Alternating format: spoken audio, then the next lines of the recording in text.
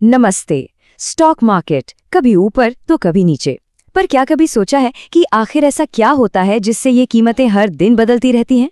चलिए आज इसी सवाल की तह तक चलते हैं। तो ये जो उतार चढ़ाव है, इसकी वजह क्या है? क्या दुनिया भर में हो रही कोई बड़ी घटना जिम्मेदार है या फिर मामला किसी एक खास कंपनी के अंदर का है? अच्छा, इसको समझने का एक बहुत ही आसान तरीका है। सोचिए पूरा का पूरा मार्केट एक बड़ा सा समंदर है। अब इसमें कीमतें दो चीजों से हिलती हैं। एक तो समंदर में उठने वाली बड़ी बड़ी लहरों से, और दूसरा हर एक नाव की अपनी हालत कैसी है उससे।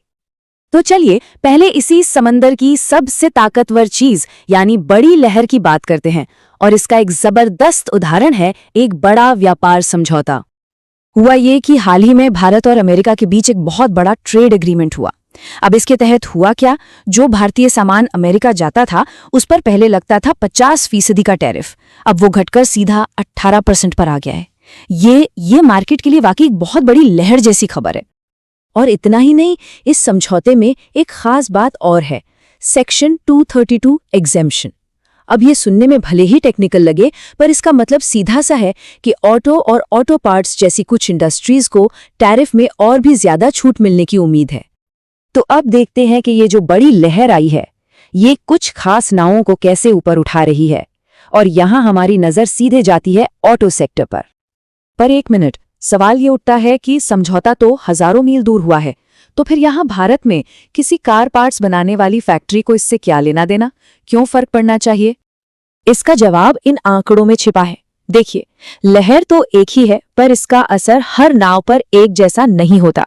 जैसे कि सोना BLW को देखिए, इनकी 40% कमाई नॉर्थ अमेरिका से आती है, तो जाहिर है इन्हें सीधा फायदा होगा। भारत फोर्ज के लिए भी ये आंकड़ा 38% का है। लेकिन दूसरी तरफ है आयशर मोटर्स, जिनकी सिर्फ 2% कमाई वहां से आती है, तो उन पर इसका असर ना के बराबर होगा। ठीक है, तो ये तो हो गई बड़ी लहर की बात। चलिए अब समंदर से ध्यान हटाकर उन अलग अलग नावों को देखते हैं जो अपनी ही धुन में अपनी चाल चल रही हैं। क्योंकि देखिए, समंदर में लहरें चाहे कितनी भी तेज हों, कुछ नावें ऐसी होती हैं जो अपने दम पर, मतलब खरीद फरोख्त, बड़े निवेश या फिर अपने खास फैसलों से अपना रास्ता खुद बनाती हैं। और इनके सफर एक दूसरे से बिल्कुल अलग हो सकते हैं। जैसे एक तरफ फोर्स मोटर्स है जो 1775 करोड़ रुपए में एक कंपनी खरीदने का ऐलान कर रही है, तो वहीं दूसरी तरफ PB फिनटेक है जो पैसा जुटाने की खबरों से साफ इनकार कर रही है। दोनों अपनी अपनी नाव चला रहे हैं। एक और बड़ा उदाहरण देखिए, पावर फाइनेंस कॉर्पोरेशन यानी PFC अब रूरल इलेक्ट्रिफिकेशन कॉर्प मतलब REC में सरकार की 52.63% हिस्सेदारी खरीदने जा रही है। अब ये एक ऐसा कदम है जो इन दोनों कंपनियों की पूरी बनावट ही बदल कर रख देगा। अच्छा, अब बात करते हैं किसी भी कंपनी से जुड़ी सबसे आम और जरूरी खबर की, यानी उसके तिमाही नतीजों की।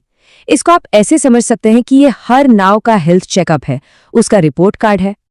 और इस रिपोर्ट कार्ड में क्या कुछ देखने को मिलता है, जरा देखिए।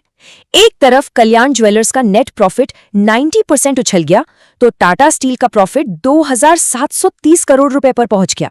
जबरदस्त। लेकिन दूसरी तरफ सन टीवी नेटवर्क का प्रॉफिट 10% से ज्यादा गिर गया, और वर्लपूल इंडिया का तो करीब 40% तक। पर कहानी हमेशा इतनी सीधी साधी भी नहीं होती। अब सोनाटा सॉफ्टवेयर का केस देखिए। कंपनी की कमाई तो बढ़ी, वो भी 45.4%, लेकिन उसका नेट प्रॉफिट 13.3% घट गया। मतलब एक ही रिपोर्ट कार्ड में कुछ अच्छा भी हो सकता है और कुछ बुरा भी। तो फिर इन सबका मतलब क्या निकलता है? चलिए वापस अपनी लहर और नाव की कहानी पर लौटते हैं और इसे समेटते हैं।